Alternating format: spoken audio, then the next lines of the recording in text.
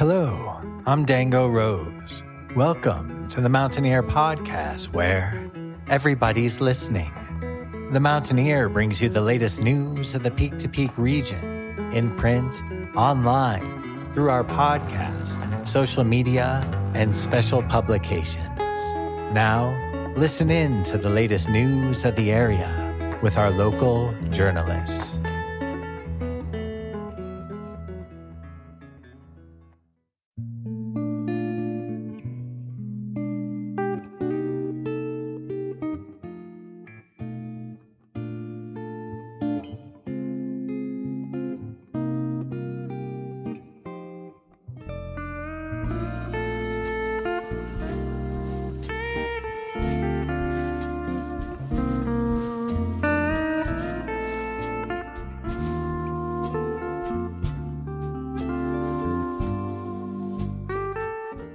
The song that you are currently listening to is called That's All. This arrangement is performed by the group Standard Deviations, with Mitch Jervis on guitar, Austin Hine on bass, Larry Zeal on drums, and Daniel C. Jones on pedal steel guitar. You can see Daniel performing solo arrangements on the pedal steel guitar at the Very Nice Brewing Company very soon. More information coming up later in the episode. If you want to hear this full performance from Standard Deviations, then head to the YouTube channel Tekweenie, that's Tekweenie, and check out this along with other performances live from the Clubhouse in Denver on January 31st, 2010.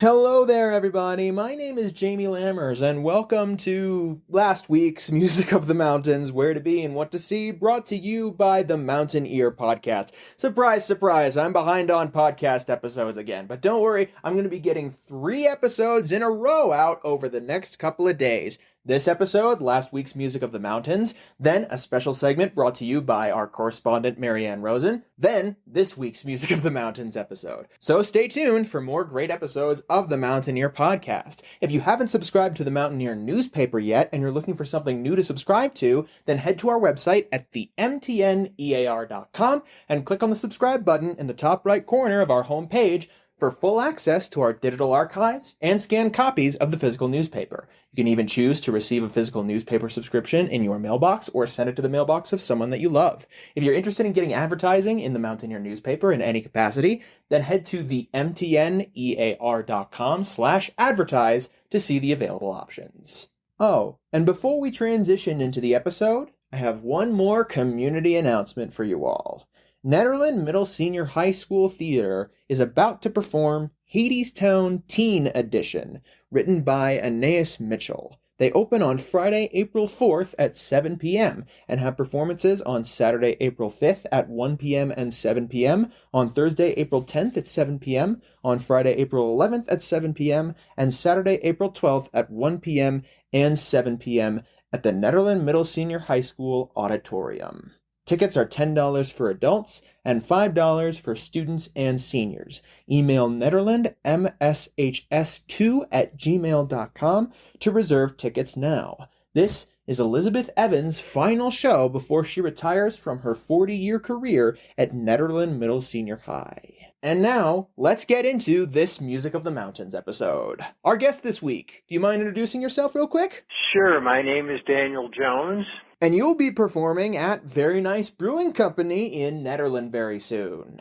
I am. I've played at both venues, the Gilpin and the Ned, a few times, and do it roughly once a month or 2 or 3 times a season. So Daniel, you currently perform pedal steel guitar. How long have you been playing pedal steel guitar? When did you first get invested in it? A long time ago, back in the early 1970s, I used to listen to sort of what was called country rock stuff then. I became really interested in some of the alternative players, not the Nashville players, but people like Jerry Garcia with the New Riders and Sneaky Pete with some of the LA groups, people like that, and it just really caught my ear. I assume those are some of many influences that have stuck around over the years. Absolutely. Yeah, if I can sort of then bring that forward, I've never been a huge fan of Nashville country music. There's a lot of good players in there, and it just, as most pop music is kind of limited in styles. So that's never been my favorite, so I've always pursued other musics, whether it's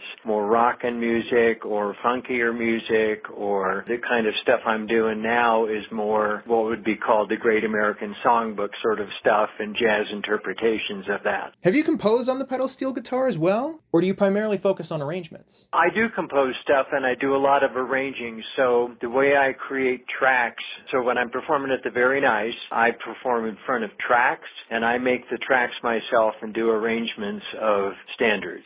And I assume you primarily focus on those standards. Absolutely. And I use a variety of softwares, so I'll use Band in a Box and a drum machine and Sibelius notation and to sort of get the arrangement I'm interested in. What's been fun for you over the years about interpreting all of these songs for pedal steel guitar? Well, I mean, I just love that music. It's so rich, beautiful harmonies and melodies and interesting forms. To me, it's more interesting than a lot of pop music of any age. And then I guess I would add to that, especially when you're playing instrumental music, so I don't sing. This is all instrumental stuff. You kind of have to figure out what lies well on your instrument. So certain melodies, say, or certain arrangements will really play well, lie well on a given instrument, whether it's piano or violin or guitar or a horn instrument or whatever it is, and some won't. So I just try to pick tunes that will lie well on the steel guitar. During my initial background check for you, Daniel, I discovered that you were a teacher at CU Boulder. You're a bit of a music scholar yourself. Do you still work at CU? I'm retired. I retired perfect timing at the end of the fall 2019 semester, so I retired right then at Christmas, and then, of course, COVID hit early in 2020, so it was perfect timing for me. But I was 65 at that point. I had planned on retiring anyway, so. But yeah, I taught for 20-plus years down at CU Boulder, mostly in the Honors Arts and Sciences Honors Program, and taught musicology. And you also wrote and published quite a few scholarly articles for CU Boulder during your time there. Yeah, so I've always kind of led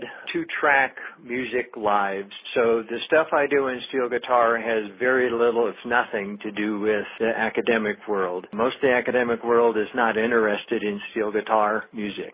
So that's one level of activity. And then if I can back up in time a little bit, so I played on the road in the 70s, and by the end of the 70s, I decided that was really not a long-range plan for me. So I went back to school, ultimately got a Ph.D. and started on a teaching track in academia, which I also found very fulfilling in itself. I love teaching and working with students. And then to your question about publication, so yes, as with most academics, you have to do a certain amount of publishing just for the job, but I've also written some things that have to do specifically with steel guitar. So for example, back in 2022, a couple years ago, another steel guitarist and I put together a music theory book focusing on standards in jazz language for the pedal steel and published that. And it's a niche within a niche. I mean, steel guitar music is already a niche, and then anybody who's doing something that's not country is a niche off the niche. So it's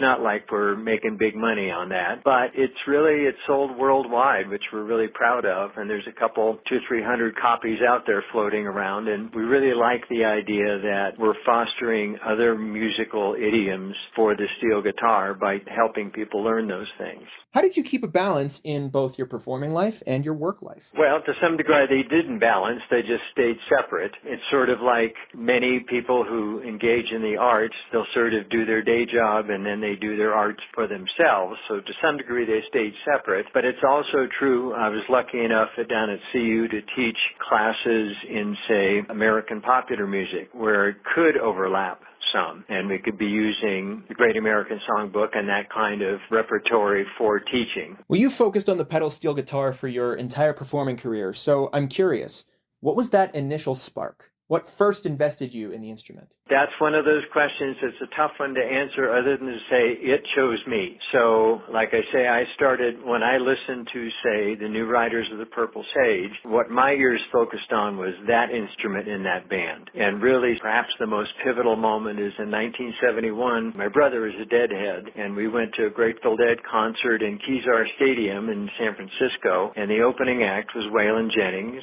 and he has a steel guitar player named Ralph Mooney, and I remember being just spellbound sitting in the stadium listening to him play that instrument. So it's just a matter of it calling to me. And over all this time, what's kept you coming back to playing pedal steel guitar as an instrument? And actually that's coming back to this repertory that I'm doing now was fairly recent. Sort of like instruments like the banjo, the steel guitar is incredibly stereotyped. So if I usually talk to somebody and they say, oh, what instrument do you play? And I say, I play pedal steel. They immediately say, go, oh, you play country music. And I go, well, yes, sometimes, but that's not my favorite music. So I started, so musicians, when they're warming up for a particular job, will just noodle around on songs that have nothing to do with that job per se. And some of the stuff I started to noodle around with was this Great American Songbook repertory. And a friend of mine, Mitch Jervis, said, well, hey, why don't we put together a group to do that? And I thought, really? We could do that? Oh, okay. And I just started working on it. That was probably back,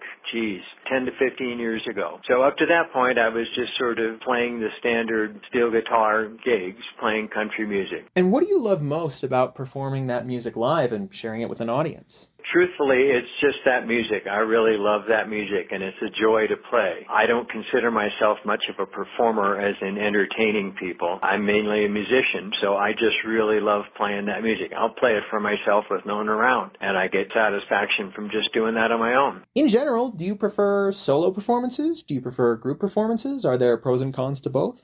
Sure, there are pros and cons to either. When you make tracks, there's not a lot of spontaneity. The tracks are fixed things, so that's kind of a drawback to doing this. On the other hand, it's way easy to put together a gig. So the people over at Very Nice Brewing Company have been very nice to me. Susan over there in particularly has just said, hey, well, you want to come play, in the giving season a couple of times this summer? And she's always very gracious about it. So musically, it's easy for me. I just show up with some equipment, a computer, some speakers, and my instrument, and I can play. I also really like the small venues. I've never been a fan of big venues. It's just very impersonal. And when you play in a place like Very Nice, it's a small room. You can see people. You can talk to people. It's intimate. Is there anything that you hope people will take away or maybe even learn when they come to see your shows? Well, I don't think people learn much about the steel guitar from my performances. I think what they're getting out of it, if they get anything, is just good music. Music that speaks to them, whether it's toe tapping or emotional investment or whatever it is. It's kind of a difficult instrument to explain to people. So in general, I don't try that much because their eyes sort of glaze over when you start talking musical theory and that kind of stuff. It's a complex instrument. So to try to teach somebody about the instrument takes a long time. But that's fine. There's no need for them to know how the instrument works necessarily unless they're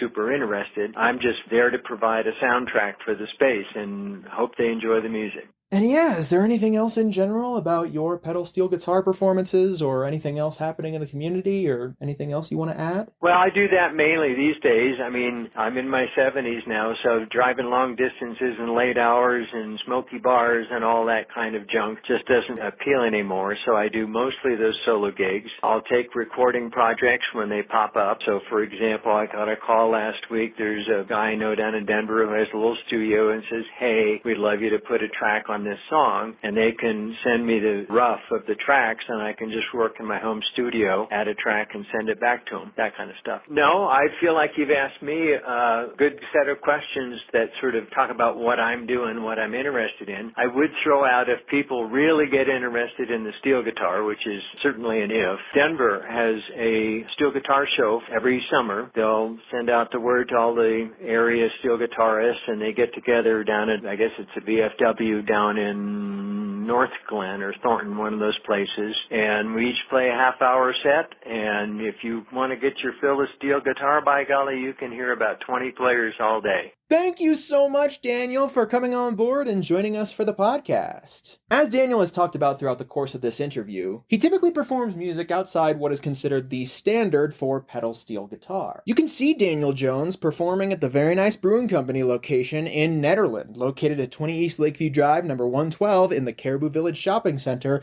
on Saturday, March 29th, 2025, starting at 5 p.m.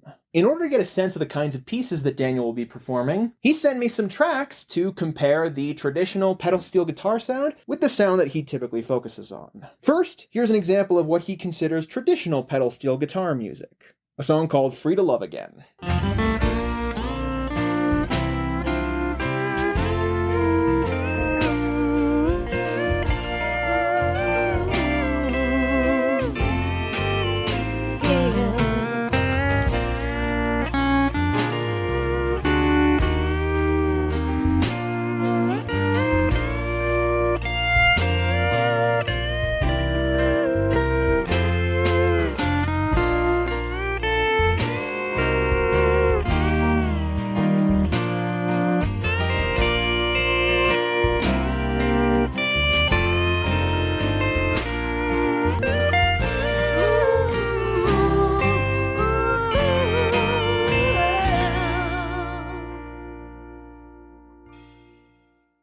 And now, here's a song in the style he typically focuses on, Helen's Song.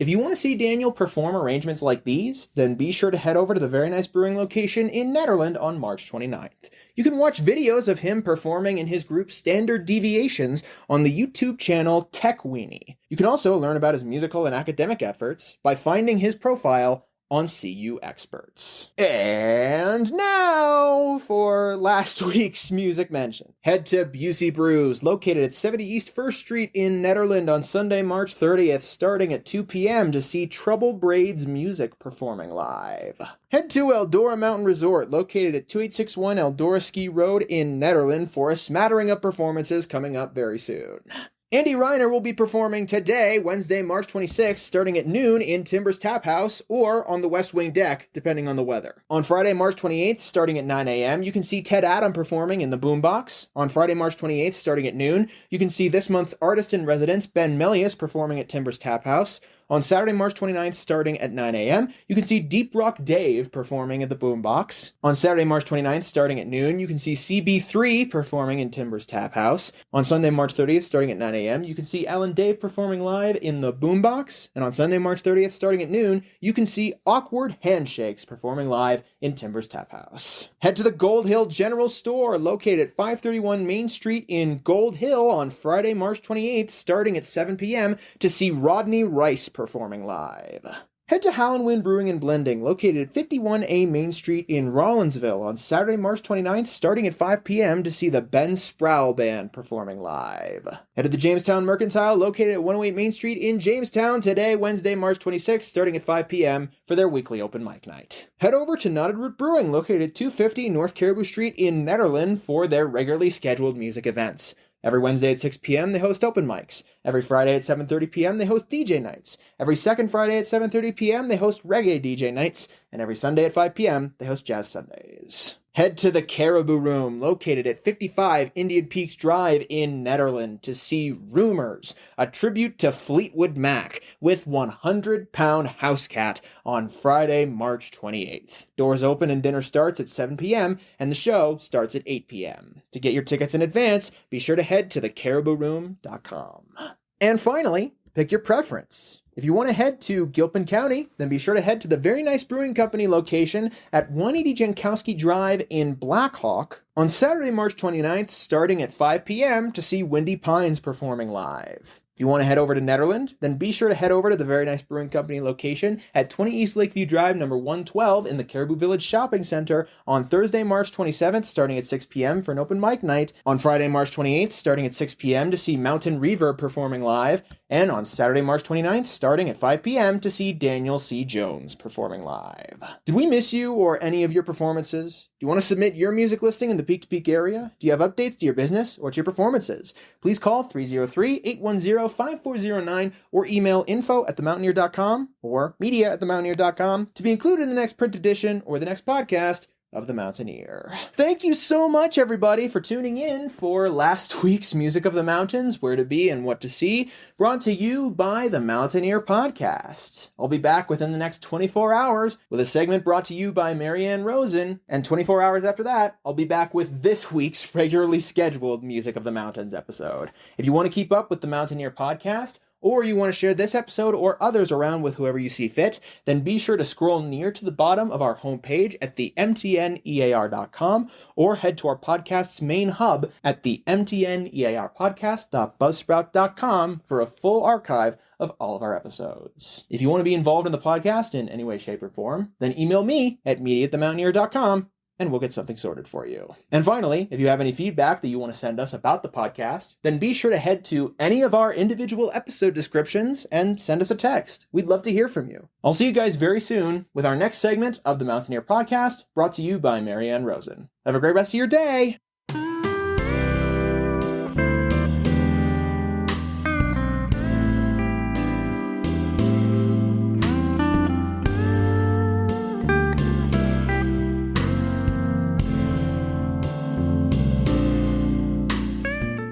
The song that you are currently listening to is called Cinderella Story. This is a solo pedal steel guitar arrangement performed by Daniel C. Jones. You can hear similar arrangements like this when he performs at the Very Nice Brewing Company location in Nederland at 20 East Lakeview Drive, number 112 in the Caribou Village Shopping Center on Saturday, March 29th, 2025, starting at 5 p.m. Be sure to head to the YouTube channel Tech Weenie to hear Daniel as part of Standard Deviations and learn more about his musical and academic efforts by heading to his profile on CU Experts.